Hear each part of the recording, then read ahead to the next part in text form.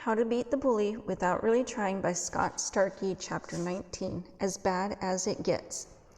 My legs were slow to sling out of bed Monday morning. When they finally did, I stared down at my feet and the blue carpet squeezing up between my toes. For several seconds, I pondered the fibers and the upcoming day. I'd soon know whether Jessica was completely turned off by my girly scream on Saturday night. All my questions would be answered as soon as I got to school, like how far the news had actually spread. If the story was out there, would Slimy Greg use it to move in on Jessica? Would the kids realize I wasn't so brave after all? Would Josh use this opportunity to pound my face into hamburger meat? Almost like a zombie, I climbed aboard the bus and shuffled back to my friends. "What's the matter with you?" Rishi asked. "You look so serious." "Well," I exhaled, "Saturday didn't exactly go as planned. You know, I know if there's one person who doesn't need to worry about something like this, it's you. Who's going to care about a little scream? We're not talking about Mr. Faint over here," Rishi joked, motioning at Slim. "We're talking about you, about Rodney McThug's Slayer Rathbone." "Yeah, relax," Dave added. My friends were right, of course. How could I be foolish enough to worry that one little yelp would tarnish my golden reputation? I'd be fine. I actually smiled for the first time since Saturday as I walked into the cafeteria to line up for class. "Ah!" A scream ran out so loud that I jumped and froze. It was Kayla pointing in my direction as she held her stomach and bent over laughing. Samantha was right beside her, practically crying from howling. "Please stop this at once," Longnose pleaded with the girls, but they seemed determined to have fun, all at my expense. "Any mutants grab you this morning, Rodney?" Kayla yelled. Samantha joined in. "Did you spill your cereal all over the place and run to Mommy?" They both began giggling uncontrollably. I made a face like they were crazy, but noticed other kids starting to look in my direction and laugh along with the girls. Then I saw Jessica, who wasn't laughing. She was too busy listening to Mr. California, who was smirking as he whispered something in her ear. If things had ended with that, I would have been miserable but safe. However, someone else was listening, and his curiosity was aroused. Toby went over and sat right next to the girls. I could see him ask them something, and the two girls launched into giggly whispers, no doubt describing the whole embarrassing scene. Toby was salivating, his devilish eyes gleaming right at me.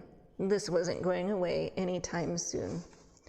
I was miserable all morning. It didn't help matters seeing Toby enjoy himself so much. As Mrs. Lutzkraut droned on, he kept busy sketching ugly mutants eating screaming stick figures. Each figure wore a little t-shirt with the name Rodney on it. For my viewing pleasure, he made sure to place the drawings where I could see them, his lips locked in a smile the whole time. Lunch arrived and I sat down with my friends. They seemed completely clueless about my various problems. As they joked about something from class, I nervously watched the rest of the cafeteria. All my fears were being realized. Kayla and Samantha were still making mutant faces at me from the next table and squealing with delight. Greg sat down next to Jessica, and I almost pounded my sandwich into a pancake when he began feeding her his Cool Ranch Doritos.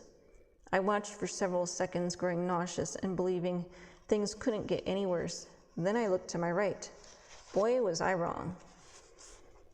At the other end of my table sat Toby and Josh. I could tell they had been waiting to make eye contact. I gulped. Josh hadn't given me such a direct, threatening look since the first day of school. He mouthed the words, "You're dead." "Don't you just love lunchtime?" Rishi elbowed me.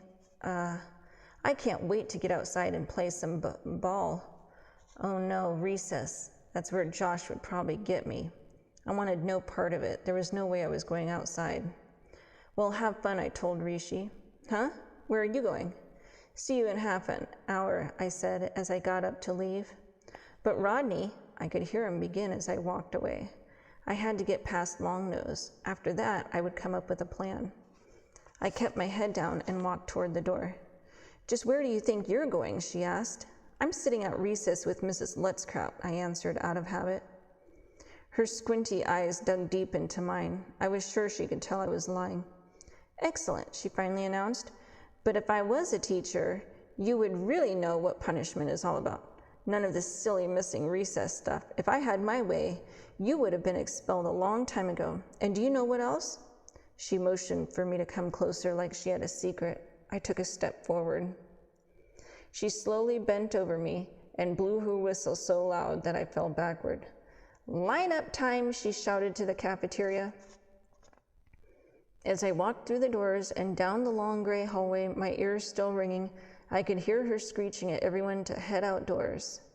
I was glad to be out of there and for a minute considered hiding in the bathroom or talking to Mr. Feebletop about the latest Mets trade. Instead, though, I headed straight to room 217. I walked in and for the first time ever was actually relieved to see Mrs. Lutzkraut at her desk. "What are you doing here?" she muttered angrily, a glob of egg salad falling from her mouth. I almost gagged but managed to answer. "You told me to come today." Then I added, "Tomorrow too." She looked slightly confused and frowned. I figured this would be the best place for me to hide for a while. Mrs. Lutzkraut seemed as disgusted to see me as I was to see that slimy food churning in her mouth. She finally spoke. "I don't remember telling you to come here. Knowing you, you're probably wrong, but no doubt you deserve to be sitting out recess anyway. Take a seat, and for once be quiet." My quick thinking had worked. As bored and grossed out as I was sitting out recess in class, at least I was safe. But for how long? What would I do after tomorrow? I slipped into such a down mood that Mrs. Lutzkraut seemed baffled by my silence. Right before the rest of the kids returned to class, she looked at me and announced, "I know I'll regret this, but you behaved so well today that I've had a change of heart. Rodney, tomorrow you may join your friends outside for recess."